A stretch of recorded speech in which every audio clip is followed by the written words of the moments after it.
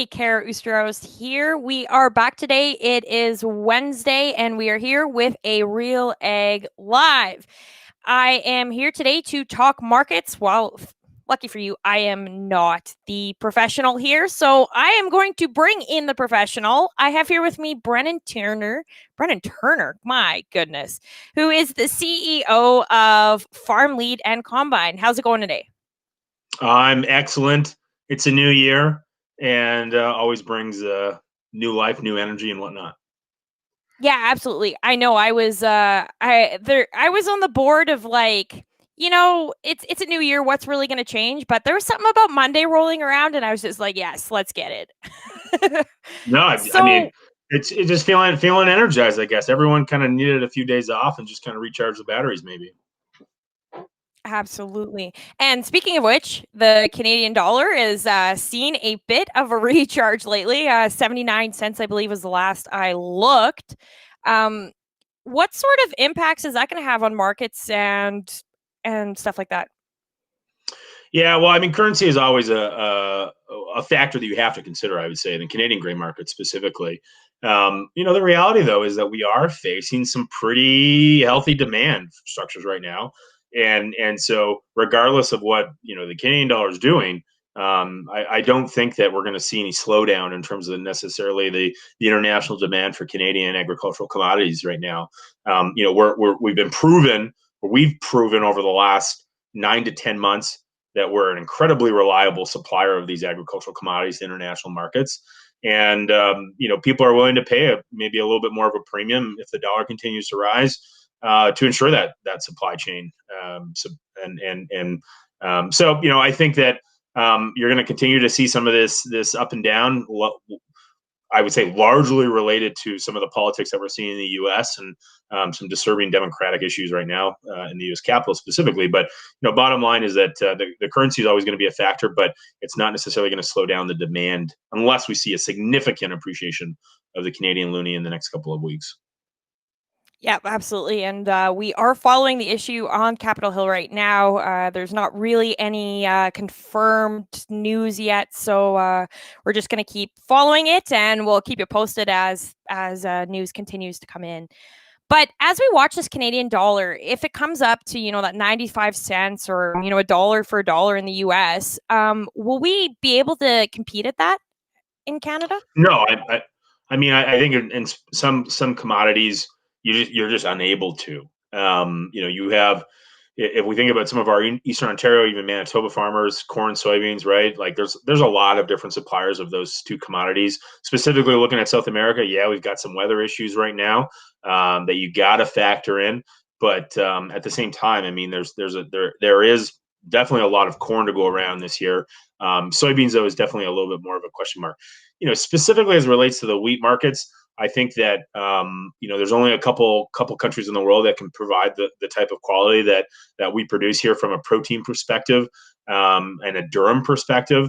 I think that those two markets are going to continue to stay the same, and unfortunately, those costs are probably going to be passed on to consumers. But for the winter wheats and whatnot, obviously you have the Russias, the Ukraines, the Black Sea players. You have Australia, whose harvest, second largest wheat harvest ever, that they just took off this fall. They're actively in the markets right now. So I think you're going to see a little bit more competition on the international markets for those low protein products, but from a high protein, high quality wheat, we sit in a pretty good position right now, I think. Yeah, for sure. And when we're kind of looking at the market, like you said, it's very kind of positive all across the board. Um, at what point does this positive, this good news story kind of end? When does it slow down? Do you think this is going to be the sort of situation where we end up, buying the rumor and selling the fact? Yeah, I think it's hard not to, but at the same time, like we've been saying that for a couple of months, right? Like I'm guilty of it. I don't know. I know of one analyst specifically that in December called for canola to get to hit new decade highs basically, and that basically happened today. And other than that, I mean, it's a question of like at what point does the cheap money and the easy freight start to kind of unwind a little bit. You could argue maybe you're seeing that a little bit in the pulses market and the specialty crops because of some of the log jams as it relates to containers and availability and supply at our ports. But like I would say that as long as we have some COVID issues, you're going to continue to see this sort of demand. And keep in mind, specifically in the oilseeds balance sheet, these things are pretty tight. And there's plenty of demand out there for soybeans, canola, like palm oil, having not necessarily the biggest production year that they've ever had, and that's beyond some factors.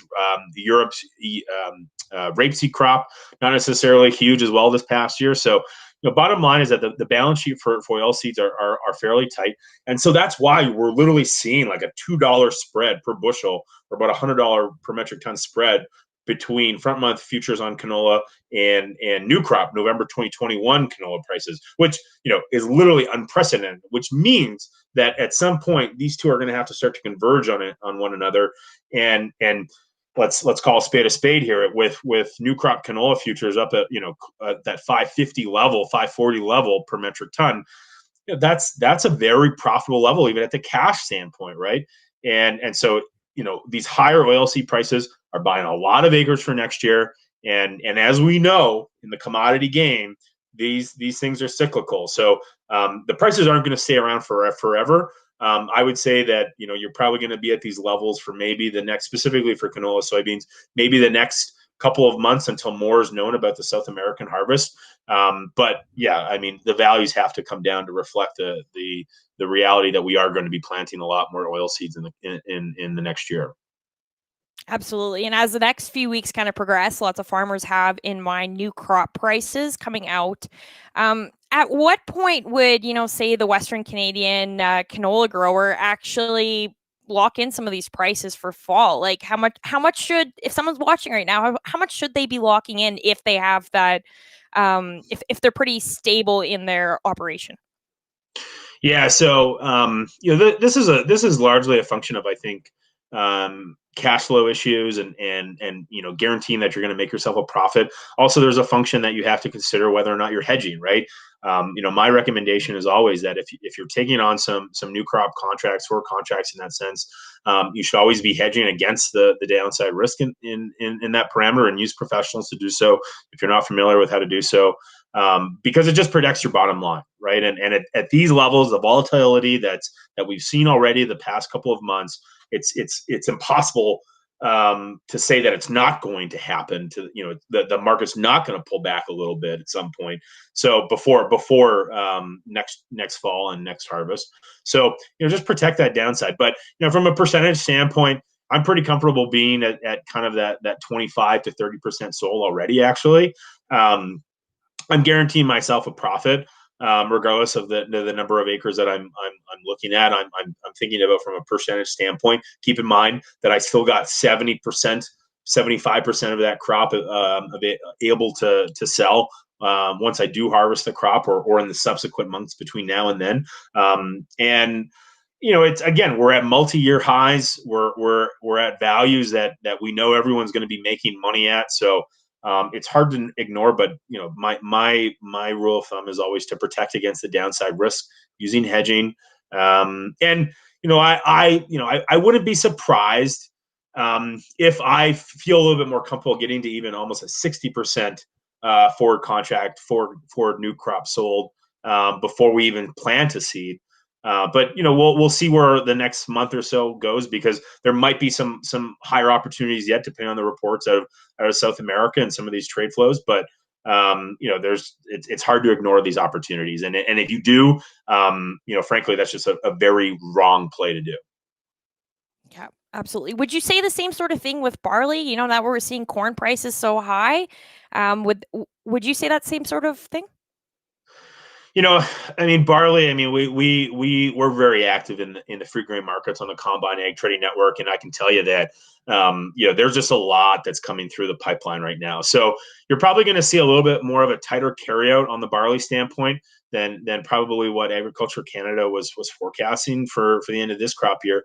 But I think at the same time, Kara, like they're There hasn't been a lot of commercial malt barley demand, right? So you see a lot of malt barley that's going into the feed markets as a result. And frankly, I mean, it's paying people to do that. There's no point in trying to hold out for, your great germ and shit and everything like that when, the price of malt barley isn't as good as feed barley. So, and obviously this is location specific, but, I think that barley is going to have to come down. If you compare from a chart perspective to 2 years ago when we saw these sort of feed barley prices, basically they're over from January 2019 through to about August 2019. We saw prices drop by about $80 a metric ton, and so from a forward contracting standpoint, there's definitely some opportunities there. I'm a big advocate of locking in some profits when you can, and just basically ensuring some cash flow come harvest time. But there's definitely from a feed barley standpoint more downside risks. And I think on the flip side, if we start to see some COVID issues go away, commercial barley and commercial beer demand is going to return, and that'll probably even out things a little bit from a price equilibrium standpoint across the board for all barley types. Absolutely. And kind of sticking with the feed trend, we've seen a lot of good, like 13.5 protein spring wheat disappear into the feed market. Do you expect this sort of thing to continue, or will this fall as well? Well, I think what's probably going to happen is that if you look at low protein wheat prices, so CPS wheat, soft wheat, GP wheat, right, specialty purpose, right. These are wheats that are going into either the feed market specifically or into the ethanol market, which is directly correlated to what's going on in corn prices, right? And when you combine that with Kansas City winter wheat prices being where they're at, Chicago winter wheat prices being where they're at, because of some of the drought concerns in the U.S. Southern Plains and a couple other spots, it's hard to ignore almost $7 per bushel cash price for some of this low protein wheat that's out there, specifically in Alberta. And you back off a little bit more as depending on the demand area that we're talking about, or the supply area that we're talking about. But the point is that I think we're going to see a lot more of that high protein hard red spring wheat acreage move over into this low protein, because not only is it paying better from an ROI perspective, but more often than not, you actually see better yields from some of these low protein varieties. And so, we've seen a little bit of that on some of my family farms, and it's not a bad idea to diversify from that perspective. Lord knows that we've all been looked at the scale tickets and like, no, I had better protein than that, or I had better HVK than that. A lot of question marks as it always relates to the grading. And so when you deal with some of these soft wheats or GPs or CPS wheat varieties, maybe the grading isn't as intense. And again, because you have the opportunity to go into the feed or ethanol markets, let alone the milling and export markets, there's just a little bit more optionality from a marketing standpoint. So bottom line, just to reiterate here, I think we're going to see more low protein wheats get planted this year in Western Canada. We saw a lot of acres planted in from a winter wheat standpoint in the fall in Ontario and Quebec because of just the fantastic weather that they had this fall. And so, I think that probably hard red spring wheat prices are probably going to stay where they are, maybe appreciate a little bit.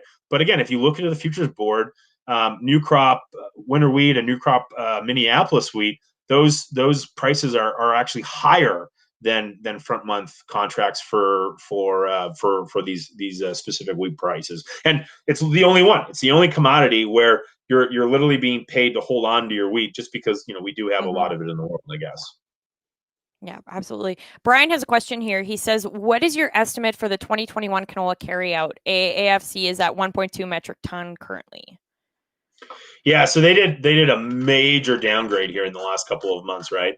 And I'm just looking at the chart myself that I track, and I think that there's a strong possibility that we could be below 1 million tons. There's a certain element of substitution effects that will start to take over, and I mean, Brian knows this more just as well as I do, that there's going to be a certain point where the overbuying related to COVID is maybe going to start to slow down.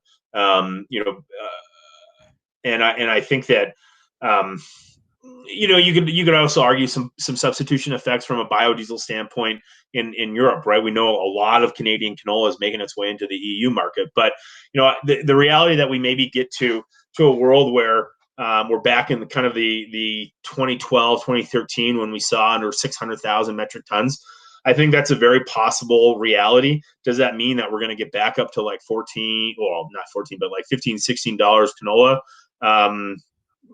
I maybe for some spot movement stuff, but again, we know that there's just going to be a lot of oil seeds that are going to be planted this spring, both the U.S. and Canada, and even even in Europe and Australia. So probably going to be under 1 million tons. By how much? I'm not sure. Will it be a record low carryout? Getting below what we saw in 2012-13. Yeah, I would say probably a 50-50 shot at this point. It's really going to depend on the international demand, because we know that crush volumes here domestically in Canada continue to run at record levels, and they have no signs of slowing down whatsoever, unless there's some new black swan event that nobody's else is seeing right now. Question here from Gerard. He says, will the spread between Minneapolis hard wheat and Chicago soft wheat narrow to get us to grow more spring wheat? I don't think so, honestly, because the Chicago contract is largely fueled by a lot of speculation, right? There's not, from a commercial versus small farmer hedging standpoint, like it's the Chicago. I think the Chicago complex is being largely elevated by investors who are looking to diversify out of the stock and the volatility that's happening in the markets in that sense. And it's with the cheap money and whatnot that it's out there, it's almost an insta buy component from a trading perspective. The market can only go higher. So I think that more than likely Chicago wheat is going to have to come down, but Minneapolis wheat is probably going to stay where it is. And from a cash standpoint, the only thing that's probably going to move the hard red spring wheat prices here domestically at home is going to be that currency factor that we started talking about at the beginning of the conversation. Yeah, absolutely. So Chad has a bit of a question here. He says, so why does it take so long for AFC to adjust carryout numbers? Example, November 20th update. It's hard to forward contract for better prices when the info is so out of date. Do you have any thoughts on that? I mean, this is something that I've had some personal conversations with the team at Agriculture Canada about. It's a battle to collect this information from the wide variety of players that are in the ecosystem, right? Not only are they relying on StatsCan's numbers from a supply standpoint, but trying to try to get these answers and reports from the buy side is just as difficult. So I think that for the most part, in a COVID type world, it's I have to give them a little bit of the benefit of the doubt. This demand has been very unpredictable, right? And so I think that I tend to forward contract new crop canola and sometimes wheat and sometime in that November to kind of mid-February standpoint, that or time frame. That's kind of when I look to focus on some of those pricing opportunities. And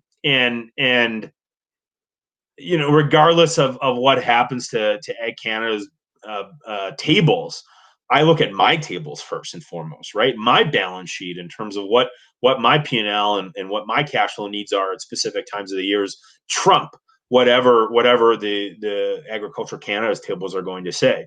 And further to that point, we're not talking about selling the entire farm from a new crop standpoint come November or December or January for that matter, right? We're talking about locking in some profit and reducing our exposure to this future volatility that especially this year is likely to come, and it's probably going to come to the downside more than it is to the upside. So we've seen this in the past a lot, how these tables have to be adjusted, and it's just a matter of, I have a lot of technical solutions that I could suggest, and we could talk about this over probably a lot of beers, but at the end of the day, they kind of have their hands tied in terms of how quickly they can get this information.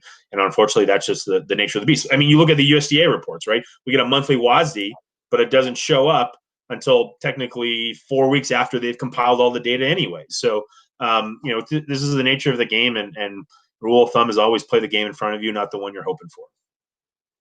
Absolutely. And I mean, speaking of WASD, that's coming out next week. It's kind of expected to be a very bullish report.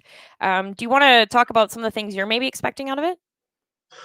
Well, I think the biggest numbers that I'm going to be watching for is some of these final yield numbers out of the U.S., right? What was actually harvested, what was not actually harvested. And then South America, right? Continue to see some weather concerns down there. And that's been reflective in the market. I think, to that point, because there's a lot of expectation for this bullishness to come out from the USDA in the January WASD. You could argue that maybe a lot of it has already been priced in, and there's real risk to the downside. I don't think that's necessarily going to happen unless the numbers that the USDA publishes are nowhere near what the bulls are kind of expecting. But Mm-hmm. I think that there is definitely going to be. I mean, there's so many players in the market right now from a speculation standpoint, and because there are so many weather unknowns related to, we're talking about dryness in the southern plains, we're talking about concerns in the Black Sea, we're talking about La Nina effects in Argentina and Brazil. And so there's a multitude of factors that are all influencing the price. And I think the main things that we can guarantee is that, yes, production in South America is going to be substantially less than what we were maybe expecting at the beginning of 2020, or sorry, the beginning of kind of the 2021 crop year.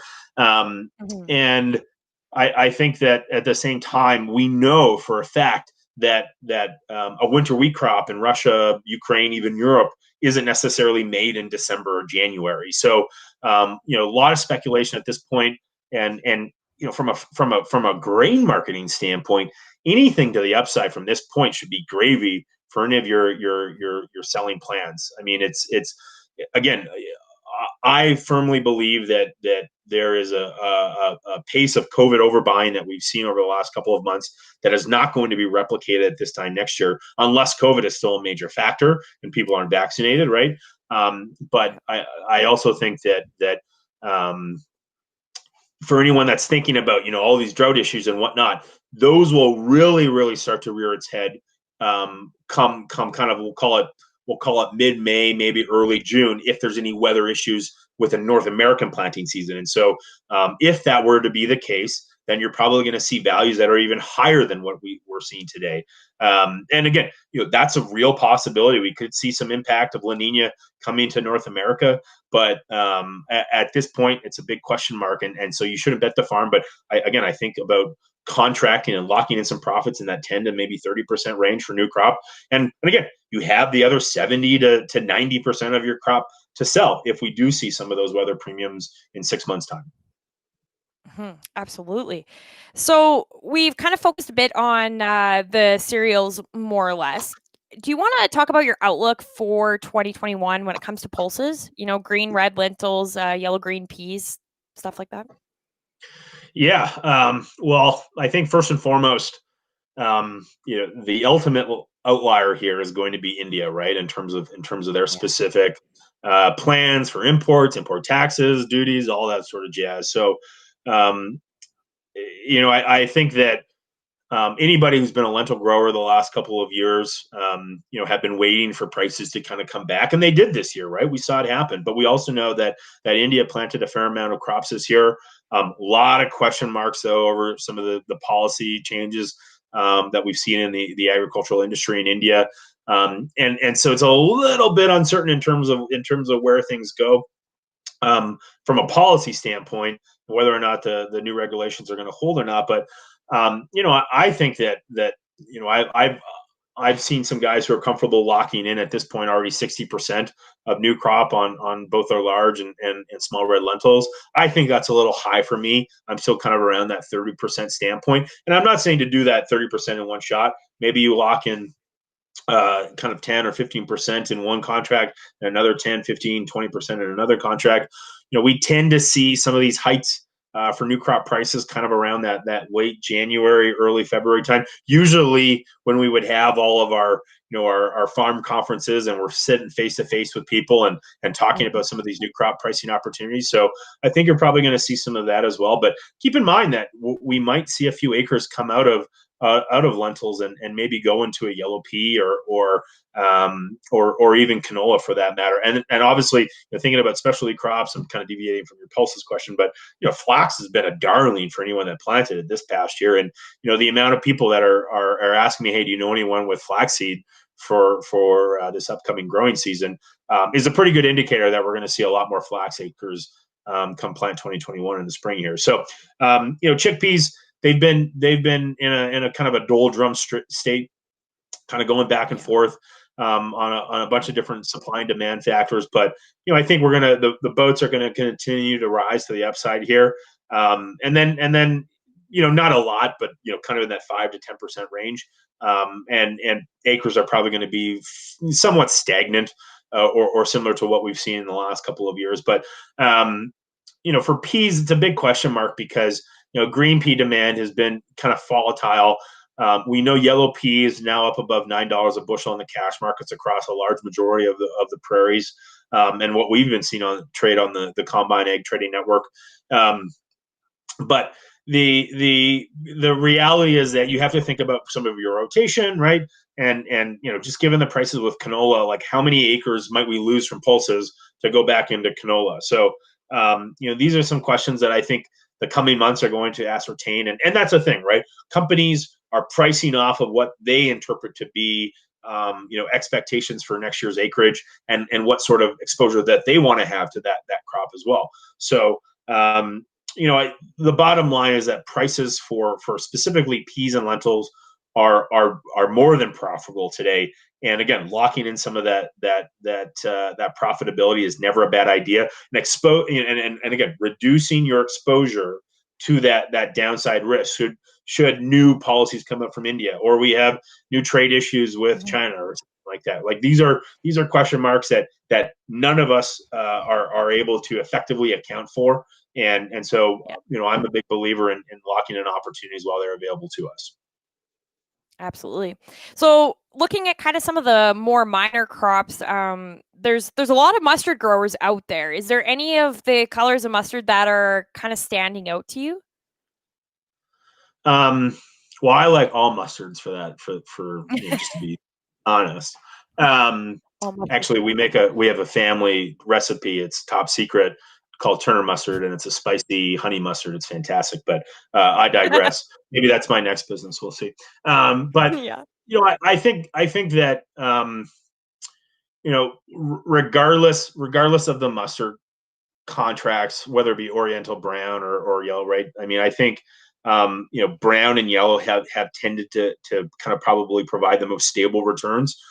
We grow 3 types on one of the family farms down in Frontier, Saskatchewan, and there's definitely volatility issues that we have to account for, but I think yellow and brown have a little bit more of a stable market that we have to pay attention to. So, food for thought there. But the contrarian in me also says that if you see, if more people are talking about growing less Oriental mustard, well, that's an indication that maybe I should probably put a few more acres in, right? So, there is this kind of give and take, but the bottom line is, from a grain marketing standpoint of some of these specialty crops, think about the liquidity of that market. Think about some of your trading partners that already exist. And this is the big thing, like specifically for our company with the Combyne Ag Trading Network, we want to allow individuals to solicit ideas of, hey, I'm looking to maybe do a new crop contract around this 29, 30, 31, 32 cents, whatever it might be, depending on the type of mustard, right? But the point is, by broadcasting that to all of your trading partners at once, you can collect that feedback immediately and basically readjust your expectations, whether, hey, maybe they're too low, maybe they're too high. But the point is, you won't get that relative feedback from your trading partners unless you explicitly ask them the question or give them the indication, hey, I'm maybe looking to lock in a couple of acres, and what can you offer me today? So that's what we excel in on the Combyne Ag Trading Network, and in terms of distributing your selling intentions to your entire trading network. But for sure, from a mustard standpoint, brown and yellow continue to be kind of the number 1 and 2s in my book. And I'll give you this plug. How do people find Combyne Ag Trading Network? Yes, you can either download the app Combyne Ag Trading Network on iOS or the Android app stores. or just Combyne.ag. Now we're kind of cheeky and we spell Combyne with a Y, but we're really living the mission of allowing trading partners to kind of be combined in one convenient tool. We've got a fantastic product feature updates and whatnot coming down the pipeline in 2021, including a lot of integrations into a lot of other ag tech tools. So, in terms of being able to seamlessly push contracts back into your farm management tool to reconcile against the bins, or even reconcile directly against the balance sheet. These are some of the plans that we have in the works for 2021. And at the end of the day, we're not in the business of trying to get in between your relationships that you already have. It's about maximizing your marketability and your broadcastability of the deal that you're looking to do to as many potential trading partners as possible, namely your current trading partners. So yeah, just Combyne.ag, register your free account. There's no trading fees. There's no expectations in terms of like a brokerage fee. Our mission is to make cash grain trade easier and more connected. And we'll be releasing some paid premium offerings in the second half of 2021. But today, everything that you see is free and will always be free for farmers and grain buyers alike. And there's a comment for you from Jim Hale. He says he's really liking the new format. So there you go. It's working out. I think we hit most of the main big ones. Do you want to maybe talk a bit about Canary Seed? What sort of outlook for the Canary Seed growers out there? Yeah, I mean, Canary Seed's definitely been a hand-to-mouth market for the last couple of years, right? And we saw some great prices this year. I think COVID has kind of floated all boats higher to a large extent, specifically on the oil seed side of things. So, I would expect probably a similar year. Probably start the year low, and then depending on how some of the other international producers perform, we could probably see some of the highs that we saw this year.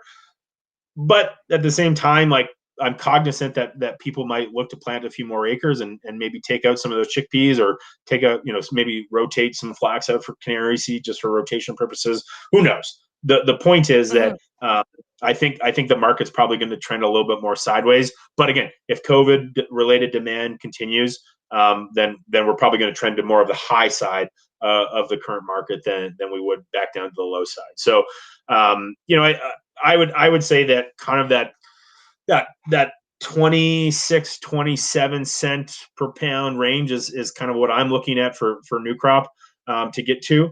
I've seen some opportunities and talk about something higher than that, but anything in the 30s is gravy, I would say, for any Canary Seed grower. It's there's a lot of question marks this year about acreage, and so the last couple of years we've kind of trended in the kind of a similar acreage standpoint. So I think you're probably going to see a similar supply function in 2021, 2022. The demand is going to be the big question mark. So that's what I'm watching for. Absolutely.